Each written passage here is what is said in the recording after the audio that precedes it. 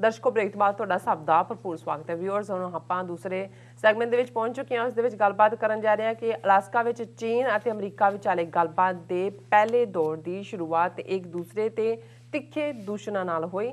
ਸੋ ਦੂਸਰੇ ਪਾਸੇ America the secretary of defence Bharat ਪਹੁੰਚ ਚੁੱਕਾ ਹੈ। ਉਸ ਦੀ ਵਿਜ਼ਿਟ ਤੋਂ ਪਹਿਲਾਂ ਅਮਰੀਕਾ ਦੇ ਉੱਘੇ ਸੈਨੇਟਰਸ ਨੇ ਉਸ ਨੂੰ ਭਾਰਤ ਨਾਲ ਹਿਊਮਨ ਰਾਈਟਸ ਅਤੇ ਕਿਸਾਨੀ ਮੁੱਦੇ ਨੂੰ ਚੁੱਕਣ ਲਈ ਕਿਹਾ ਹੈ। ਸੋ ਇਹਨਾਂ ਵਿਸ਼ਿਆਂ ਉੱਪਰ ਗੱਲਬਾਤ ਹੋਣ ਜਾ ਰਹੀ ਹੈ।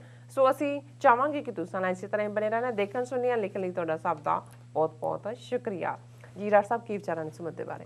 ਦੇਖੋ, ਵੈਸੇ ਤਾਂ ਇਸ ਸੈਗਮੈਂਟ 'ਚ ਜੋ ਕੁਛ ਮੇਰੇ ਮਾਈਂਡ 'ਚ ਡਿਸਕਸ ਕਰਨ ਦਾ ਉਹਦਾ ਕਾਫੀ ਹਿੱਸਾ ਮੈਂ ਪਹਿਲੇ ਸੈਗਮੈਂਟ 'ਚ, ਕਿਉਂਕਿ ਸਾਰੇ ਟੌਪਿਕ ਇੰਟਰ ਰਿਲੇਟਡ ਨੇ। ਜਦੋਂ ਅਸੀਂ ਇਸ ਵੇਲੇ ਡਾਇਲੋਗ ਦੇ ਹਵਾਲੇ ਨਾਲ ਗੱਲ ਕਰ ਰਹੇ ਹਾਂ ਤਾਂ ਡਾਇਲੋਗ ਇਨਫੈਕਟ ਸਟਰੈਂਥ ਦਾ ਜਿਹੜਾ ਉਹ ਇਜ਼ਹਾਰ ਹੀ ਹੁੰਦਾ ਹੈ। ਦੂਸਰੇ ਨੂੰ ਤੁਸੀਂ ਆਪਣੀ ਗੱਲ ਵੀ ਮਨਵਾਉਂਦੇ ਹੋ, ਜੇ ਗੱਲ ਨਾ ਵੀ ਮੰਨੇ ਤੇ ਘੱਟੋ ਘੱਟ ਤੁਸੀਂ ਧੌਂਸ ਤਾਂ ਜਮਾਉਂਦੇ ਹੋ। ਇਸ ਵੇਲੇ ਅਮਰੀਕਾ ਔਰ ਚੀਨ ਦੇ ਵਿਚਾਲੇ ਤਾਂ ਅਮਰੀਕਾ ਆਪਣੀ ਧੌਂਸ ਜਮਾਉਣਾ ਚਾਹੁੰਦਾ ਹੈ।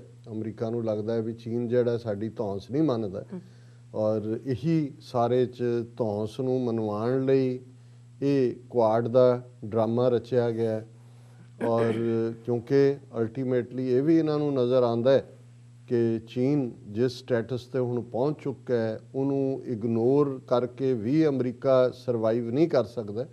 ਕਿਉਂਕਿ ਜਿਸ ਜ਼ਮਾਨੇ 'ਚ ਅਜੇ ਚਾਈਨਾ ਕੁਛ ਵੀ ਨਹੀਂ ਸੀ, 1960ਵਿਆਂ ਦੀ ਵੀ ਅਸੀਂ ਗੱਲ ਕਰਦੇ, ਜਦੋਂ ਨਿਕਸਨ ਈਰਾ ਦੇ ਵਿੱਚ ਨਿਕਸਨ ਕਿਸਿੰਜਰ ਨੇ ਉਸ ਵੇਲੇ ਪਾਕਿਸਤਾਨ ਦੇ ਪ੍ਰਾਈਮ ਮਿਨਿਸਟਰ ਜ਼ੁਲਫਿਕਾਰ ਅਲੀ ਭੁੱਟੋ, ਜਿਹਦਾ ਹਜ਼ਾਰ ਹੈ ਜ਼ੁਲਫਿਕਾਰ ਅਲੀ ਭੁੱਟੋ ਚਾਈਨਾ ਦੇ ਮੌਜ਼ੇ ਤੋਂ ਚੌਨ ਲਾਈ ਦੇ ਕੁਆਇਟ ਕਰੀਬ ਸੀ। ਆਈਡੀਓਲੋਜੀਕਲੀ ਵੀ ਥੋੜ੍ਹਾ ਬਹੁਤ ਲੈਫਟਿਸਟ ਲੀਨਿੰਗ ਸੀ, ਔਰ ਭੁੱਟੋ ਦੇ ਸਿਰ ਦੇ ਉੱਤੇ ਵੀ ਮਾਓ ਕੈਪ ਵੀ ਹੁੰਦੀ ਸੀ।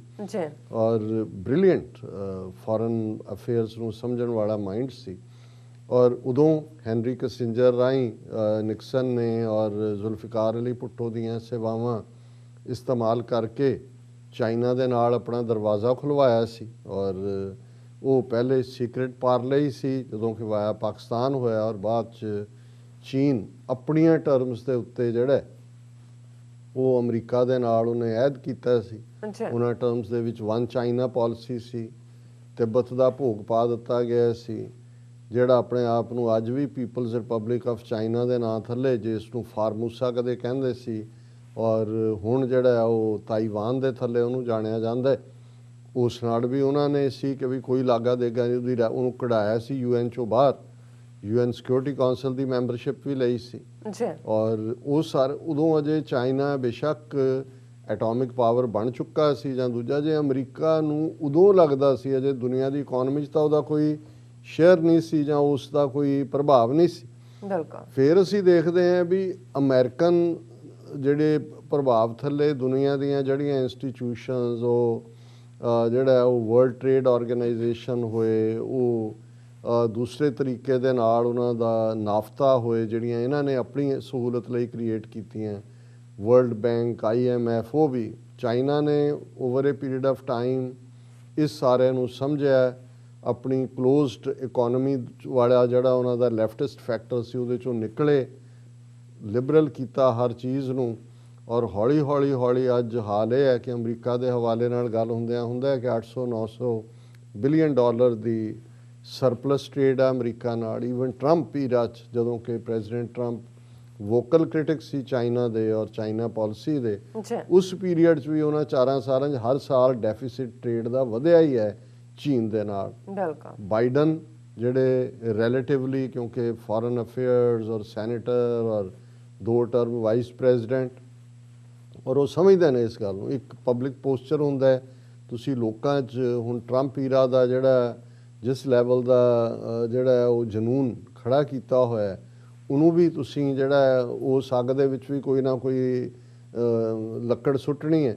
ਔਰ ਤੁਸੀਂ ਨਫ਼ਰਤ ਦਾ ਅੰਦਾਜ਼ ਦੇਖੋ, ਜਿਵੇਂ ਅਸੀਂ ਸ਼ਾਇਦ ਅਟਲਾਂਟਾ 'ਚ ਹੀ ਵਾਪਰਿਆ ਜਾਰਜੀਆ 'ਚ, ਕਿ ਕਿਵੇਂ ਇੱਕ ਗੋਰਾ ਕਿਲਰ ਜਿਹੜਾ ਜਿਹਨੇ 2-3 ਸਪਾਸ ਦੇ ਉੱਤੇ ਜਾ ਕੇ ਅਟੈਕ ਕਰਕੇ 6-7 ਨੂੰ ਮਾਰ ਦਿੱਤਾ, ਔਰਤਾਂ ਨੂੰ ਜਿਹੜੀਆਂ ਸਪਾਸ, ਔਰ ਉਹਨਾਂ 'ਚ 3-4 ਜਿਹੜੀਆਂ ਨੇ ਉਹ ਮੈਂਗਲੋਇਡ ਫੀਚਰ ਵਾਲੀਆਂ ਸਾਊਥ ਕੋਰੀਅਨ, ਦੂਜਾ ਕਿਉਂਕਿ ਸਾਊਥ ਕੋਰੀਅਨ, ਜਾਪਾਨੀ, ਚੀਨੀ ਵਿਤਨਾਮੀ ਬਹੁਤਿਆਂ ਦੀਆਂ ਇੱਕੋ ਜਿਹੇ ਨੇ ਫੀਚਰ। ਅੱਛਾ। ਸੋ ਹਾਲਾਂ ਉਹਦਾ ਰੀਅਲ ਕਾਜ਼ ਕੀ ਹੈ, ਬਟ ਇਹਦੇ 'ਚ ਕੋਈ ਸ਼ੱਕ ਨਹੀਂ ਹੈ ਕਿ ਇਹ ਜਿਹੜੀ ਹੇਟਰੇਡ, ਜਿਵੇਂ ਜਦੋਂ ਇਸਲਾਮ ਦੇ ਖਿਲਾਫ ਹੇਟਰੇਡ ਉਸਾਮਾ ਦਾ ਨਾਂ ਲੈ ਕੇ ਹੋਈ, ਕਿੰਨੇ ਪੱਗਾਂ ਵਾਲੇ ਸਿੱਖ ਜਿਹੜੇ ਨੇ, ਹਜ਼ਾਰਾਂ ਇਨਸੀਡੈਂਟਸ ਨੇ ਹੇਟ ਕ੍ਰਾਈਮ ਦੀਆਂ, ਕਿਉਂਕਿ ਇੱਥੇ ਜਿਹੜੇ ਇਸ ਕਿਸਮ ਦੇ ਲੋਕ ਨੇ ਉਹ ਕੋਈ ਨਿਊਯਾਰਕ ਟਾਈਮ, ਵਾਸ਼ਿੰਗਟਨ ਪੋਸਟ ਪੜ੍ਹ ਕੇ ਅਟੈਕ ਨਹੀਂ ਕਰਦੇ। ਜਿਹੜੇ ਇਹਨਾਂ ਦੇ, ਸਾਨੂੰ ਤਾਂ ਪਤਾ ਵੀ ਨਹੀਂ ਹੁੰਦਾ ਵੀ ਇਹਨਾਂ ਦੇ ਕਿੰਨੇ ਲੋਕਲ ਰੇਡੀਓ ਸਟੇਸ਼ਨ, ਕਿੰਨੇ ਇਹਨਾਂ ਦੇ ਹੋਰ ਇੱਕ ਪੂਰਾ ਆਰਟੀਕਲ ਸੀ ਕਿ ਕਿੰਨੇ ਹਜ਼ਾਰ ਜਿਹੜੇ ਨੇ ਵਾਈਟ ਸੁਪਰੇਮੈਸ ਦੇ ਵੈਬਸਾਈਟ ਪਿਛਲੇ ਪੀਰੀਅਡ 'ਚ ਆਏ ਨੇ, ਕਿੰਨੇ ਹਜ਼ਾਰ ਘਟਨਾਵਾਂ ਜਿਹੜੀਆਂ ਨੇ ਉਹ ਹੋਈਆਂ। ਅਸੀਂ ਉਹਨੂੰ ਡਿਸਕਸ ਕਰਾਂਗੇ, ਮੈਂ ਉਹ ਸਟੋਰੀ ਕੱਢੀ ਹੋਈ ਹੈ। ਹੁਣ ਉਸ ਸਾਰੇ ਦਾ ਨਤੀਜਾ ਇਹ ਚੱਲ ਰਿਹਾ ਕਿ ਵੀ ਇਸ ਕਿਸਮ ਦੀ ਨਫ਼ਰਤ ਹੈ। ਸੋ ਚਾਈਨਾ ਵੀ ਇਹ ਮਹਿਸੂਸ ਕਰਦਾ ਹੈ ਕਿ ਭਾਈ ਇਨ ਦਾ ਐਂਡ ਦੁਨੀਆ ਦੇ ਵਿੱਚ ਸਾਰਿਆਂ ਨੇ ਹੀ ਕੋ ਐਗਜ਼ਿਸਟ ਕਰਨਾ ਹੈ, ਇੱਕ ਦੂਜੇ ਦੀ ਲੋੜ ਹੈ ਔਰ ਪ੍ਰੈਸ਼ਰ ਬਿਲਡ ਕਰਨ ਦੀ ਲਾਈਨ ਇੱਕ ਦੂਸਰੇ ਤੇ ਹੋ ਰਹੀ ਹੈ। ਚਾਈਨਾ ਉਹਨੇ ਕੋਵਿਡ-19 ਨੂੰ ਬੜੇ ਚੰਗੇ ਢੰਗ ਨਾਲ ਹੈਂਡਲ ਕੀਤਾ, ਉਹਦੀ ਇਕਨੋਮੀ 1% ਵਧੀ ਹੈ, ਗਰੋਥ ਹੈ। ਅਮਰੀਕਾ 'ਚ ਸ਼ਰਿੰਕ ਹੋਇਆ, ਭਾਰਤ ਦੀ 1/4 ਵਾਈਪ ਆਊਟ ਹੋਈ, ਦੁਨੀਆ 'ਚ ਯੂਰਪ ਥੱਲੇ ਨੂੰ ਗਿਆ, ਯੂਰਪੀਅਨ ਯੂਨੀਅਨ ਦੇ ਨਾਲ ਉਹਨਾਂ ਨੇ ਜਿਹੜਾ ਚਾਈਨਾ ਨੇ ਡੀਲ $120 ਬਿਲੀਅਨ ਟ੍ਰੇਡ ਦੀ ਸਟ੍ਰਾਈਕ ਕੀਤੀ।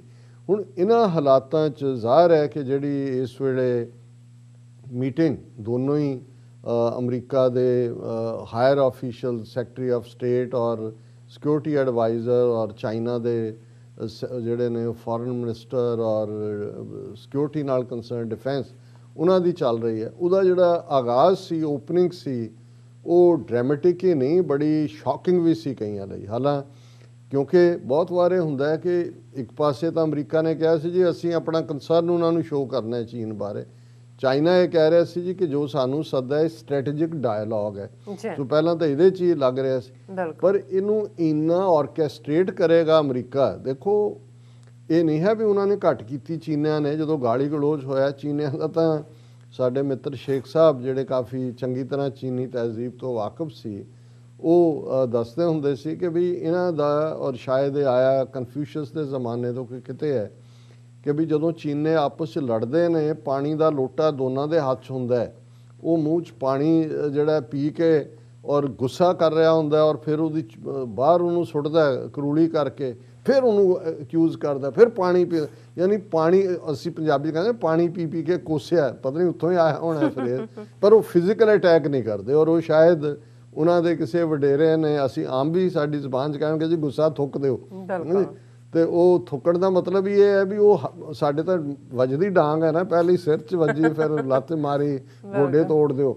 ਸੋ ਉਹ ਕਹਿੰਦੇ ਨੇ ਵੀ ਅੱਧਾ ਘੰਟਾ ਕਰਕੇ ਫਿਰ ਭਾਵੇਂ ਉਹ ਸਾਰੇ ਲੋਟੇ ਰੱਖ ਕੇ ਫਿਰ ਆਮ ਵਾਂਗ ਗੱਲਬਾਤ ਕਰਨ ਲੱਗ ਜਾਂਦੇ, ਉਹ ਗੁੱਸਾ ਥੁੱਕ ਰਿਹਾ ਹੁੰਦਾ ਨੇ। ਹੁਣ ਜਾਂ ਤਾਂ ਅਮਰੀਕਨਾਂ ਨੇ ਵੀ ਦੇਖਿਆ ਕਿ ਵੀ ਉਹਦਾ ਨਾਂ ਵੀ ਹੈ ਉਸ ਖਾਸ ਦਾ, ਜਿਹਦੇ ਨਾਲ ਹੀ ਉਹ ਐਂਗਰ ਕੰਟਰੋਲ ਹੈ, ਐਂਗਰ ਮੈਨੇਜਮੈਂਟ, ਵੀ ਉਹ ਇੱਕ ਦੂਜੇ ਨੂੰ ਇਵੇਂ ਕਰ ਰਹੇ ਹੁੰਦੇ ਨੇ। ਔਰ ਹੋ ਸਕਦਾ ਹੈ ਜਾਂ ਤਾਂ ਅਮਰੀਕਾ ਨੇ ਦੇਖਿਆ ਵੀ ਜੋ ਅਸੀਂ ਜ਼ਿਆਦਤੀਆਂ ਕੀਤੀਆਂ ਨੇ, ਇਹ ਪਹਿਲਾਂ ਚੀਨ ਵਾਲਿਆਂ ਨੇ ਪਾਣੀ ਪੀ ਕੇ ਇੱਧਰ ਨੂੰ ਸੁੱਟੋ ਫਿਰ ਉੱਧਰ ਨੂੰ ਸੁੱਟੋ, ਲੇਕਿਨ ਕਿੰਨੇ ਮਿੰਟ ਇਹ ਸਾਰਾ ਡਰਾਮਾ ਔਰ ਵਰਲਡ ਦੇ ਸਾਹਮਣੇ, ਨਹੀਂ ਤਾਂ ਨੈਗੋਸ਼ੀਏਸ਼ਨ ਤਾਂ ਕਲੋਜ਼ ਰੂਮ ਹੁੰਦੀ ਹੈ, ਉਹਦੇ 'ਚ ਤਾਂ ਇਸ ਕਿਸਮ ਦੇ ਲਈ ਥਾਂ ਨਹੀਂ ਹੁੰਦੀ। ਔਰ ਉਸ ਸਾਰੇ ਦਾ ਨਤੀਜਾ ਦੋਨਾਂ ਨੇ ਖੁੱਲ੍ਹ ਕੇ, ਘੱਟ ਅਮਰੀਕਨਾਂ ਨੇ ਵੀ ਨਹੀਂ ਕੀਤੀ, ਇਹਨਾਂ ਨੇ ਵੀ ਜੋ ਕਹਿ ਸਕਦੇ ਸੀ ਕਿਹਾ। ਅਸੀਂ ਪਹਿਲੇ ਸੈਗਮੈਂਟ 'ਚ ਕਾਫੀ ਕੁਛ ਕਹਿ ਦਿੱਤਾ ਹੈ, ਮੈਂ ਹੁਣ ਉਹੀ ਗੱਲਾਂ ਰਿਪੀਟ ਨਹੀਂ ਕਰਾਂਗਾ।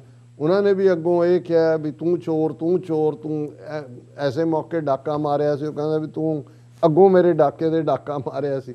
ਸੋ ਇਹ ਸਾਰੇ ਇਲਜ਼ਾਮ ਤਰਾਸ਼ੀਆਂ, ਪਰ ਇਹਦੇ 'ਤੇ ਜਿਹੜੀ ਐਕਸਪ੍ਰੈਸ਼ਨ ਹੈ, ਔਰ ਮੈਂ ਜਦੋਂ ਐਕਸਪ੍ਰੈਸ਼ਨ ਦੇਖ ਰਿਹਾ, ਇਹ ਆਲਮੋਸਟ ਉਹੀ ਲਫ਼ਜ਼ ਨੇ ਜਿਵੇਂ ਨਾਰਥ ਕੋਰੀਅਨ ਡਿਕਟੇਟਰ ਦੀ ਜਿਹੜਾ ਕੀ ਉਹਦਾ ਨਾਂ ਹੈ, ਕਿਮ ਜਿੰਗ ਜ਼ੋਂਗ, ਉਹਨਾਂ ਦੀ ਭੈਣ ਨੇ ਇਹ ਕਿਹਾ ਸੀ ਜਦੋਂ ਕਿ ਇਹਨੇ ਜਾਪਾਨ ਔਰ ਅਮਰੀਕਾ ਨੇ ਜੁਆਇੰਟ ਪ੍ਰੈਸ ਕਾਨਫਰੰਸ ਕੀਤੀ ਉਹਨਾਂ ਦੇ ਨੁਮਾਇੰਦਿਆਂ ਨੇ, ਕਿ ਵੀ ਇਹ ਤੁਸੀਂ ਆਪਣਾ ਜਿਹੜਾ ਹੈ ਉਹ ਇਸ ਸਾਰੇ ਨੂੰ ਸਟਿੰਕ ਨਾ ਫੈਲਾਓ ਗਨ ਪਾਊਡਰ ਦੀ। ਉਹਨੇ ਵੀ ਗਨ ਪਾਊਡਰ ਲਫ਼ਜ਼ ਇਸਤੇਮਾਲ ਕੀਤਾ ਸੀ ਕਿ ਵੀ ਤੁਸੀਂ, ਮਤਲਬ ਇਹ ਹੈ ਕਿ ਵੀ ਜੰਗ ਵੱਲ ਧੱਕ ਰਹੇ ਹੋ। ਔਰ ਇਹ ਚਾਈਨਾ ਨੇ ਇਸ ਦੇ ਉੱਤੇ ਜਿਹੜੀ ਗੱਲਬਾਤ ਅਜੇ ਚੱਲ ਰਹੀ ਹੈ ਔਰ ਕੀ ਉਹਦੇ 'ਚ ਆਏਗਾ, ਇਹ ਤਾਂ ਪਹਿਲਾਂ ਹੀ ਕਿਹਾ ਹੋਇਆ ਕਿ ਕੋਈ ਜੁਆਇੰਟ ਪ੍ਰੈਸ ਕਾਨਫਰੰਸ ਨਹੀਂ ਹੋਏਗੀ, ਕੋਈ ਕੁਛ ਨਹੀਂ ਹੈ, ਜਾਂ ਤਾਂ ਇਹ ਉਹ ਪਾਣੀ ਵਾਲਾ ਸੈਸ਼ਨ ਹੀ ਹੈ ਕਿ ਉੱਧਰ ਕਰ ਦੋ। China says strong smell of gun powder sensed in US talks। और China on Friday said a strong smell of gunpowder and drama resulted from talks with top American diplomats in Alaska, continuing the contentious tone of the first face-to-face meetings under the Biden administration। कि ਜਿਹੜੀ ਪਹਿਲੀ meeting ਹੋਈ ਹੈ ਉਹਨਾਂ ਨੇ ਕਿਹਾ ਵੀ ਇੱਕ drama ਤੇ strong smell of gun powder, ਮਤਲਬ ਇਹ ਹੈ ਕਿ ਜੰਗਜੂ ਰਵੱਈਆ, ਕਿ ਗੱਲ ਨੂੰ ਗੱਲਬਾਤ ਨਾਲ ਨਜਿੱਠਣ ਦਾ ਰਵੱਈਆ ਨਹੀਂ ਹੈ, strong smell of gunpowder. ਔਰ ਇਹ ਗੱਲ ਉਹਨਾਂ ਦੇ ਫੋਰਨ ਮਿਨਿਸਟਰੀ ਦੇ ਸਪੋਕਸਮੈਨ ਝਾਓ ਲਿਜਾਨ ਕਹਿ ਰਹੇ ਨੇ ਬੀਜਿੰਗ ਦੇ ਵਿੱਚ ਕਿ American officials at the Alaska meeting had provoked Chinese officials into making a solemn response after US officials made groundless attacks against Chinese foreign and domestic policy। ਉਹਨਾਂ ਨੇ ਕਿਹਾ ਜੀ ਸਾਨੂੰ ਪ੍ਰੋਵੋਕ ਕੀਤਾ। ਵੈਸੇ ਚਾਈਨੀਜ਼ ਆਸਾਨੀ ਨਾਲ ਪ੍ਰੋਵੋਕ ਹੁੰਦੇ ਨਹੀਂ ਜੀ, ਲੇਕਿਨ ਹੋ ਸਕਦਾ ਹੈ ਅਮਰੀਕਾ ਦਾ ਇਹ ਹਿੱਸਾ ਵੀ, ਪਰ ਕਿਉਂਕਿ ਅਮਰੀਕਾ ਹੋਸਟ ਕਰ ਰਿਹਾ ਸੀ ਇਸ ਮੀਟਿੰਗ ਨੂੰ, ਤੇ ਜਦੋਂ ਤੁਸੀਂ ਹੋਸਟ ਕਰਦੇ ਹੋ, ਜਦੋਂ ਤੁਹਾਡੇ ਕੋਲ ਘਰ ਆਉਂਦਾ ਹੈ, ਤੁਸੀਂ ਇਹ ਬਦਤਮੀਜ਼ੀ ਨਹੀਂ ਕਰਦੇ। ਸੋ ਇਹਦੇ 'ਚ ਕੋਈ ਸ਼ੱਕ ਨਹੀਂ ਹੈ ਕਿ ਜਦੋਂ ਚੀਨ ਨੇ ਕੁਛ ਕਿਹਾ, ਅਮਰੀਕਾ ਨੇ ਕਿਹਾ ਕਿ ਜੀ ਰਾਈਟ ਟੂ ਰਿਪਲਾਈ, ਉਹ ਫਿਰ ਉਹੀ ਸ਼ੁਰੂ ਹੋ ਗਿਆ, ਪਾਣੀ ਕੁਰਲੀਆਂ ਇੱਧਰ ਉੱਧਰ, ਕਰੂਲੀ ਇੱਧਰ ਮਾਰੀ, ਕਰੂਲੀ ਉੱਧਰ ਮਾਰੀ। ਫਿਰ ਜਿਹੜਾ ਉਹਨੇ ਇਹ ਕਿਹਾ ਕਿ ਭਾਈ ਗਰਾਊਂਡਲੈਸ ਅਟੈਕ ਕੀਤੇ। Secretary of state Antony Blinken and Chinese Communist Party foreign affairs chief Yang Jiechi took aim at each other's countries policies on Thursday in their meeting in Anchorage ਥਾਂ ਹੈ ਅਲਾਸਕਾ ਜਿੱਥੇ meeting ਹੋ ਰਹੀ ਹੈ। ਔਰ Zhao accused US side of overrunning the agreed time for opening remarks, prompting the sharp response from Chinese delegation। ਉਹਨੇ ਆਪਣਾ time ਵਧਾਇਆ। ਫਿਰ ਹੁਣ ਜਿਹੜੀ meeting set for to continue Friday come amid disputes over trade, technology, human rights and China's territorial claims to Taiwan and islands in the South China and East China Sea। ਸੋ ਅੱਜ ਦੀ ਕਿਉਂਕਿ ਅਸੀਂ ਗੱਲਬਾਤ ਕਰ ਰਹੇ ਹਾਂ, ਕੋਈ ਮੇਰੇ ਕੋਲ ਬਰੀਫਿੰਗ ਤਾਂ ਨਹੀਂ ਹੈ ਵੀ ਕੀ ਗੱਲਬਾਤ ਚੱਲ ਰਹੀ ਹੈ, ਅੱਛਾ, ਲੇਕਿਨ ਮੈਨੂੰ ਲੱਗਦਾ ਵੀ ਉਹ ਕਰੂਲੀ ਮੈਚ ਖਤਮ ਹੋ ਗਿਆ, ਹੁਣ ਕੋਈ ਨਾ ਕੋਈ ਸੀਰੀਅਸ ਗੱਲ ਜਿਹੜੀ ਹੈ ਉਹ ਕਰਨਗੇ। ਔਰ ਉਹਨਾਂ ਨੇ ਕਿਹਾ ਕਿ ਵੀ ਇਹ ਜਿਹੜੀ ਅਮਰੀਕਾ ਨੇ ਬਾਰ-ਬਾਰ ਕਿਹਾ ਕਿ ਜੀ greater transparency origin of coronavirus pandemic, ਇਹ ਜਿਹੜਾ ਸਾਡੀ humiliation C. It was the US side that provoked the dispute in the first place. So the two sides had a stronger smell of gunpowder and drama from the beginning in the opening remarks. It was not the original intention of the Chinese side, Zhao told reporters at ਫਿਰ ਉਹਨਾਂ ਨੇ ਕਿਹਾ ਕਿ ਜੀ ਸਾਡੀ ਤਾਂ ਇਹ ਮਨਸ਼ਾ ਨਹੀਂ ਸੀ ਇਵੇਂ ਕਰਨ ਦੀ, ਪਰ ਸਾਨੂੰ ਇਸ ਪਾਸੇ ਵੱਲ ਪੁਸ਼ ਕੀਤਾ। ਹੁਣ ਜਦੋਂ ਇੱਧਰ ਇਹ ਚੱਲ ਰਿਹਾ ਹੈ ਸਾਈਮਲਟੇਨੀਅਸਲੀ, ਜਿਵੇਂ ਅਸੀਂ ਪਹਿਲੇ ਸੈਗਮੈਂਟ 'ਚ ਮੈਂਸ਼ਨ ਕੀਤਾ ਕਿ ਜਿਹੜੇ ਅਮਰੀਕਾ ਦੇ ਡਿਫੈਂਸ ਸੈਕਟਰੀ ਨੇ Lloyd Austin, African American origin ਦੇ ਨੇ, ਉਹ ਦਿੱਲੀ ਪਹੁੰਚੇ। ਹਾਲਾਂ ਪ੍ਰੋਟੋਕੋਲ ਮੁਤਾਬਕ ਤਾਂ ਉਹਨਾਂ ਨੂੰ ਇੰਡੀਅਨ ਡਿਫੈਂਸ ਮਿਨਿਸਟਰ ਨਾਲ ਹੀ, ਰਾਜਨਾਥ ਸਿੰਘ ਨਾਲ ਹੀ ਮਿਲਣਾ ਚਾਹੀਦਾ ਸੀ, ਪਰ ਸ਼ੁਰੂਆਤ ਹੀ ਮੋਦੀ ਤੋਂ ਹੋਈ। ਇਹ ਤੋਂ ਅੰਦਾਜ਼ਾ ਲਾ ਲਓ ਕਿ ਇੰਡੀਆ ਦੀ ਵੀ ਕਿੰਨੀ ਸਟਰੋਂਗ ਪੋਜੀਸ਼ਨ ਹੈ ਕਿ ਵੀ ਉਹਨਾਂ ਦਾ ਪ੍ਰਾਈਮ ਮਿਨਿਸਟਰ ਉਹਨਾਂ ਦੇ ਡਿਫੈਂਸ ਮਿਨਿਸਟਰ ਨੂੰ ਮਿਲ ਕੇ ਇਹ ਸਮਝਦਾ ਕਿ ਵੀ ਉਹ ਬਹੁਤ ਉਹਨੇ ਪ੍ਰਾਪਤੀ ਕਰ ਲਈ। ਔਰ ਉੱਥੇ ਉਹਨਾਂ ਨੇ, ਮੋਦੀ ਨੇ ਇਹ ਕਿਹਾ ਟਵੀਟ ਕਰਕੇ ਮੀਟਿੰਗ ਤੋਂ ਬਾਅਦ, India and US are committed to our strategic partnership that is a force for global good. ਔਰ ਨਾਲ ਦੀ ਨਾਲ ਅਨੁਰਾਗ ਸ੍ਰੀਵਾਸਤਵਾ ਨੇ ਐਡ ਕੀਤਾ ਕਿ ਮੀਟਿੰਗ 'ਚ ਵੀ they covered bilateral, regional and global issues of mutual interest, ਕਿ ਬਾਈਲੈਟਰਲ ਵੀ ਗਲੋਬਲ ਵੀ ਕੀ ਹੋਇਆ, ਕਿਉਂਕਿ ਇਹ ਤਾਂ ਕਦੇ ਸਾਹਮਣੇ ਨਹੀਂ ਆਉਂਦਾ। ਹੁਣ ਉਹਨੇ ਰਾਜਨਾਥ ਸਿੰਘ ਨੂੰ ਔਰ ਬਾਅਦ ਦੇ ਵਿੱਚ ਜਿਹੜਾ ਹੈ ਉਹਨੂੰ ਵੀ ਮਿਲਣਾ, ਅਜੀਤ ਡੋਵਲ ਨੂੰ।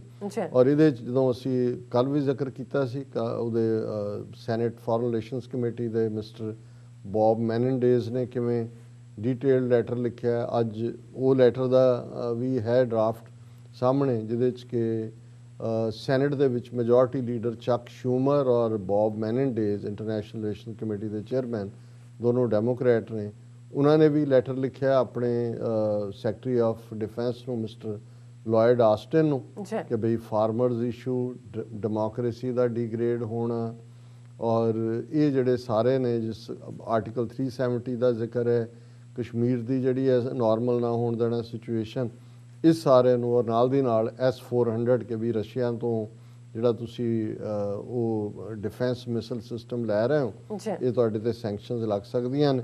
ਔਰ ਇਹ ਜਿਵੇਂ ਅਸੀਂ ਰੋਬਰਟ ਮੈਂਡੇਜ਼ ਦੀ ਰਿਟਨ ਲੈਟਰ ਦੀ ਗੱਲ ਕੀਤੀ ਸੀ ਕਿ ਭਾਈ ਇਹ ਜਿਹੜਾ ਔਨਗੋਇੰਗ ਕ੍ਰੈਕਡਾਊਨ ਹੈ ਤੁਹਾਡਾ ਫਾਰਮਰਸ ਤੇ ਜਰਨਲਿਸਟ ਤੇ ਔਰ ਇਹ ਸਾਰਾ ਸਿਟੀਜ਼ਨਸ਼ਿਪ ਅਮੈਂਡਮੈਂਟ ਐਕਟ ਔਰ ਇਹਦੇ ਨਾਲ ਅਸੀਂ ਹੋਰ ਵੀ ਸਟੋਰੀਜ਼ ਤਾਂ ਬਹੁਤ ਸਾਰੀਆਂ ਇਹ ਸਾਰੇ ਦੇ ਨਾਲ ਰਿਲੇਟਡ ਨੇ।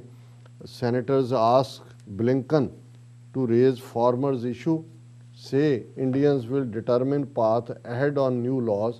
ਹੁਣੇ ਜਿਹੜੀ ਸੈਨੇਟ ਫੋਰਨ ਰਿਲੇਸ਼ਨਸ ਕਮੇਟੀ ਔਰ ਬੌਬ ਮੈਂਡੇਜ਼ ਨੇ secretary of state mister Antony Blinken ਨੂੰ ਲਿਖਿਆ ਕਿ ਵੀ ਇਹ ਜਿਹੜਾ ਤੁਸੀਂ ਪਾਥ ਫਾਰਵਰਡ ਕਰ ਰਹੇ ਹੋ ਗਵਰਨਮੈਂਟ ਆਫ ਇੰਡੀਆ ਦੇ ਨਾਲ ਔਰ ਦੂਸਰਾ ਇਹਦੇ 'ਚ ਤੁਸੀਂ ਇਹ ਵੀ ਦੇਖੋ ਕਿ ਵੀ ਕਿਵੇਂ ਭਾਰਤ ਦੇ ਵਿੱਚ ਇਨਸਾਨੀ ਹੱਕਾਂ ਦਾ ਘਾਣ ਹੋ ਰਿਹਾ। ਬੇਸ਼ੱਕ ਇੰਡੀਆ ਲੌਂਗ ਸਟ੍ਰੈਟੇਜਿਕ ਪਾਰਟਨਰ ਹੈ ਯੂਨਾਈਟਿਡ ਸਟੇਟਸ ਦਾ, ਸਾਡੀਆਂ ਸਾਂਝੀਆਂ ਵੈਲਿਊਜ਼ ਨੇ, ਪਰ ਇਸ ਸਾਰੇ 'ਚ ਜਿਹੜਾ ਵੀ write with serious concern regarding the response of Indian government to the farmer protest. ਇਹ ਜੁਆਇੰਟ ਲੈਟਰ ਮੈਨੇਂਡੇਜ਼ ਔਰ ਸ਼ੂਮਰ ਦਾ ਔਰ ਇਸ ਸਾਰੇ ਦੇ ਨਾਲ ਉਹਨਾਂ ਨੇ ਇਹ ਵੀ ਕਿਹਾ ਕਿ ਵੀ ਉਹਨਾਂ ਨੇ ਲਾਜ਼ ਕੀ ਨੇ ਇਹ ਪੀਸਫੁਲ ਡਾਇਲੋਗ ਨਾਲ ਗਵਰਨਮੈਂਟ ਔਰ ਲੋਕ ਡਿਸਾਈਡ ਕਰਨਗੇ, but respect for the view points of all peaceful actors should drive their decision as the US pursues a more perfect union here at home, including efforts to bolster the rule of law and our democracy. Those efforts reinforce the importance of addressing challenges to democracies abroad as well। ਔਰ ਇਹ ਕਾਫੀ detailed letter ਹੈ ਜਿਹਦੇ 'ਚ ਦੋਨਾਂ ਨੇ ਇਹਦੇ 'ਚ ਸਿਰਫ ਇੱਕ ਪਾਰਟ ਜਿਹੜਾ ਜਿਸ ਦੇ ਉੱਤੇ ਸਾਡੇ ਵੀਰ ਸਵਰਨਜੀਤ ਸਿੰਘ ਜਿਹੜੇ ਕਨੈਟੀਕਟ ਦੇ ਵਿੱਚ ਕੁਆਇਟ ਐਕਟਿਵ ਨੇ ਔਰ ਇਹ ਉਹਨਾਂ ਦੇ ਐਫਰਟ ਉਹਨਾਂ ਦੀ ਟੀਮ ਵਰਲਡ ਸਿੱਖ ਪਾਰਲੀਮੈਂਟ ਦੀ ਉਹਦੀ ਬਦੌਲਤ ਹੈ ਕਿ 11 ਮਾਰਚ ਦਾ ਦਿਨ ਐਜ਼ ਏ ਫਲੈਗ ਡੇ ਜਿਹੜਾ ਹੈ ਉਹ ਰੈਕਗਨਾਈਜ਼ ਹੋਇਆ ਹੈ ਕਨੈਟੀਕਟ ਲੈਫਟੀਨੈਂਟ ਗਵਰਨਰ ਅਸੈਂਬਲੀ ਸੈਨੇਟ ਦੂਸਰਾ। ਲੇਕਿਨ ਇਹ ਜਿਹੜਾ ਲੈਟਰ ਇਹਨਾਂ ਦਾ ਟੁਗੈਦਰ ਵਾਲਾ ਉਹਦੇ 'ਚ ਇੱਕ ਲੈਪਸ ਜ਼ਰੂਰ ਹੈ ਕਿ ਹਾਲਾਂ ਉਹਦੇ 'ਚ 26 ਜਨਵਰੀ ਨੂੰ ਲਾਲ ਕਿਲੇ 'ਤੇ ਝੰਡਾ ਝੁਲਾਉਣ ਦੀ ਗੱਲ ਨਹੀਂ ਹੈ, ਪਰ 26 ਜਨਵਰੀ ਦੀ ਵਾਇਲੈਂਸ ਦੀ ਗੱਲ ਉਹਨਾਂ ਨੇ ਕੀਤੀ ਔਰ ਪ੍ਰੋਟੈਸਟਰਸ ਦੇ ਹਾਲਾਂਕਿ ਉਹਦੇ 'ਚ ਕਿਸੇ ਨੇ ਜਿਹੜੇ ਵੀ ਗਏ ਕੋਈ ਵਾਇਲੈਂਸ ਨਹੀਂ ਕੀਤੀ, ਪੀਸਫੁਲੀ ਝੰਡਾ ਲਹਿਰਾਇਆ ਔਰ ਉਹਦਾ ਜੇ ਕੰਪੈਰੀਜ਼ਨ ਅਮਰੀਕਨ ਵਾਇਲੈਂਸ ਨਾਲ ਕੀਤਾ ਜਾਏ ਉਹ ਤਾਂ ਬਿਲਕੁਲ ਪੀਸਫੁਲ ਹੈ ਕਿਉਂਕਿ ਉਹਦੇ 'ਚ ਉਹਨਾਂ ਨੇ ਕਿਹਾ ਕਿ while we do not take a position on internal Indian policy matters we recognise and condemn that on January 26th a small faction of protesters engaged in unacceptable violence at the Red Fort in New Delhi, but protest leaders quickly condemned the violence and vast majority of protesters remained peaceful.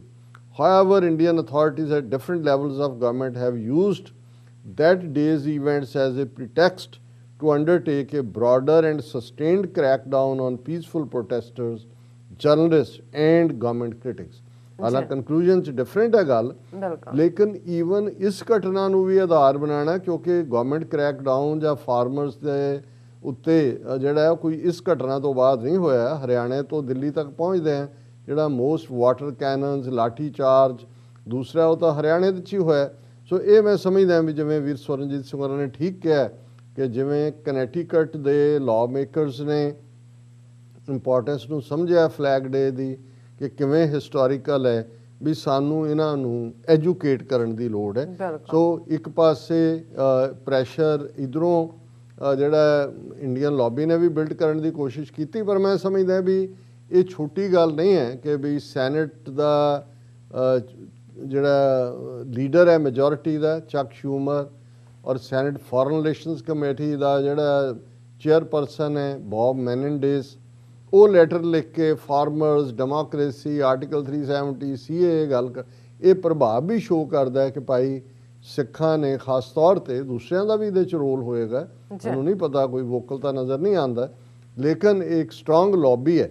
ਔਰ ਇਸ ਸਾਰੇ ਦੇ ਦੌਰਾਨ ਅਸੀਂ ਇਹ ਦੇਖਦੇ ਹਾਂ ਵੀ ਸਿਰਫ ਭਾਰਤ ਨੇ ਜਿਸ ਅੰਦਾਜ਼ 'ਚ ਕੈਪਟਨ ਅਮਰਿੰਦਰ ਸਿੰਘ ਨੂੰ ਅੱਗੇ ਕਰਕੇ ਪਾਕਿਸਤਾਨੀ ਪ੍ਰਾਈਮ ਮਿਨਿਸਟਰ ਉਹਨਾਂ ਦੇ ਫੌਜੀ ਚੀਫ ਜਨਰਲ ਬਾਜਵਾ ਉਹਨਾਂ ਦੀ ਪੀਸ ਆਫਰਸ ਨੂੰ ਰਿਡੀਕਿਊਲ ਕੀਤਾ ਉਹਦੇ ਲਈ ਵੀ ਅਸੀਂ ਆਲਰੇਡੀ ਡਿਟੇਲ 'ਚ ਡਿਸਕਸ ਕਰ ਲਿਆ। ਔਰ ਅਸੀਂ ਲਾਸਟ ਸੈਗਮੈਂਟ ਜਿਹੜੇ ਸਾਡੇ ਕੁਛ ਵਿਊਅਰਸ ਨੇ ਸਾਨੂੰ ਇਸ ਇਸ਼ੂ ਤੇ ਲਿਖਿਆ ਹੈ ਉਸ ਬਾਰੇ ਆਪਾਂ ਵੀ ਗੱਲਬਾਤ ਕਰਾਂਗੇ ਜੀ। ਰਾਜ ਸਾਹਿਬ ਤੁਹਾਡਾ ਬਹੁਤ ਬਹੁਤ ਸ਼ੁਕਰੀਆ। ਸੋ ਇੱਥੇ ਲੈਣੇ ਬ੍ਰੇਕ। ਵਿਊਅਰਸ ਤੁਸੀਂ ਇਸੇ ਤਰ੍ਹਾਂ ਹੀ ਬਣੇ ਰਹਿਣਾ। ਮਿਲਦੇ ਹਾਂ ਛੋਟੇ ਜਿਹੇ ਵਕਫੇ ਤੋਂ ਬਾਅਦ।